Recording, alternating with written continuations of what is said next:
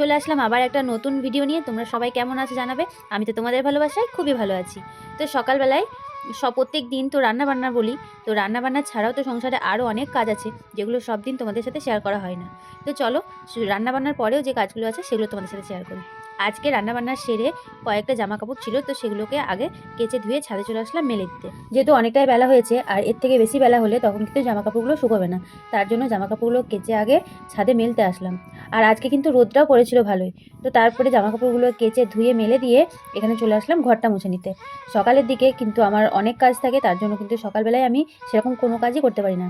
তো তারপরে রান্নাবান্না সেরে বর যখন খেয়ে দিয়ে বেরিয়ে যায় কাজে, তারপরে কিন্তু আস্তে আস্তে আমি সমস্ত কাজগুলো করে থাকি।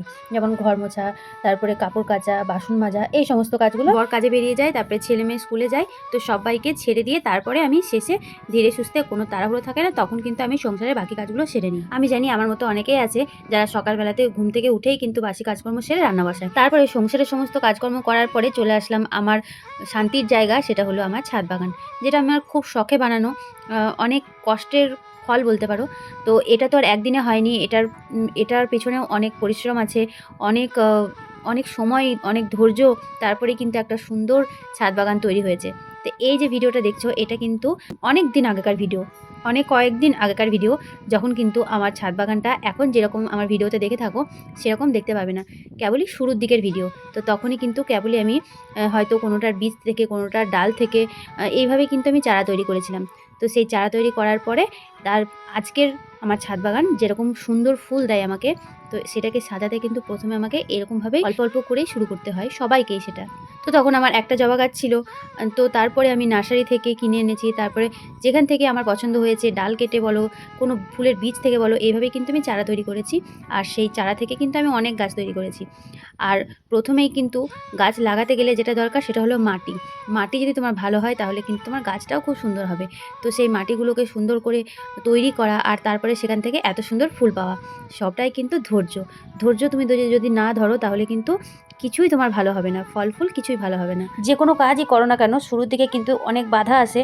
তো সেই বাধা অতিক্রম করে আমরা যখন সেই কাজটা শুরু করে দিই, তখন কিন্তু দেখা যায় সেই কাজটাকে কিন্তু অনেকে ভালোবাসা দেয়, অনেকে প্রশংসা করে। তো আমার ক্ষেত্রেও সেটাই হয়েছে। প্রথমে যখন আমি ছাদ বাগান করি, একটা দুটো গাছ দিয়েই কিন্তু আমি আমার বাগানটা শুরু করেছিলাম।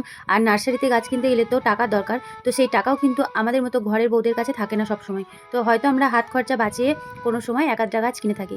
তো সেইভাবেই গাছগুলো কিনতাম। আর গাছ কিনলে হবে না, গাছ লাগানোর জন্য কিন্তু একটা টবের দরকার, তো সেই টব কিনতেও টাকা লাগবে। তো সবসময় সেই গাছ আর টব কেনার পেছনে টাকা পয়সা খরচা না করে বাড়িতে যে কোনো একটা কিছু যেটা দেখতাম যে গাছ লাগানোর মতো, সেটাতেই কিন্তু গাছ লাগিয়ে দিতাম। আর এখন যে কাজটা করছি সেটা হলো গাছের খাবার তৈরি করছি। যে ডিমের খোলাগুলো আমরা ফেলে দিই, তো সেগুলোকে রোদে শুকিয়ে গুঁড়ো করে রাখছি, এগুলো গাছের ক্যালসিয়াম হিসেবে কাজ হবে। আমার এই ছাদ বাগানের গাছগুলোকে কি কি খাবার দিই আবার অন্য একটা ভিডিওতে বলবো। তো আজকের মতো এইটুকুই থাক। শুরুর দিন থেকে আজকে পর্যন্ত আমার ছাদ বাগানটা ঠিক কীরকম দেখতে হয়েছে সেটাই তোমাদের সাথে শেয়ার করলাম। আর আমার ছাদ বাগানের জার্নিটা কেমন ছিল সেটাও তোমাদের সাথে শেয়ার করলাম। আর এখন তো আমার ছাদ বাগানে যদি কেউ আসে তাহলে তো এখান থেকে যেতেই চায় না, মানে এত খুশি হয় সবাই। আর বাড়ির সবারই কথা তো বাদই দিলাম, সবাই এত খুশি, তো সেটা ভাষায় প্রকাশ করা যাবে না। তো প্রথমের দিকে কষ্ট হলেও শেষের দিকে কিন্তু আনন্দই হবে। তাহলে আর দেরি কিসের, তোমরাও শুরু করে দাও আজ থেকেই ছাদ বাগান করা। শুরুতে যে দামি দামি গাছ কিনে ছাদ বাগান তৈরি করতে হবে সেরকমটা নয়, যেগুলো কম যত্নে আর কম দামে পাওয়া যায় সেই গাছগুলো দিয়েই কিন্তু ছাদ বাগান তৈরি করা যাবে। সত্যি কথা বলতে কি, এখনো পর্যন্ত আমার ছাদ বাগানে এমন কোনো একটা দামি গাছ নেই যেটার অনেক দাম। আমি সবসময় চেষ্টা করি ফ্রিতে কিভাবে গাছ তৈরি করা যায় আর সেখান থেকে ফুল পাওয়া যায়। তো এখনকার মতো এইটুকুই থাক, আবার দেখা হচ্ছে অন্য ভিডিওতে। ততক্ষণের জন্য তোমরা সবাই খুব ভালো থেকো, টাটা।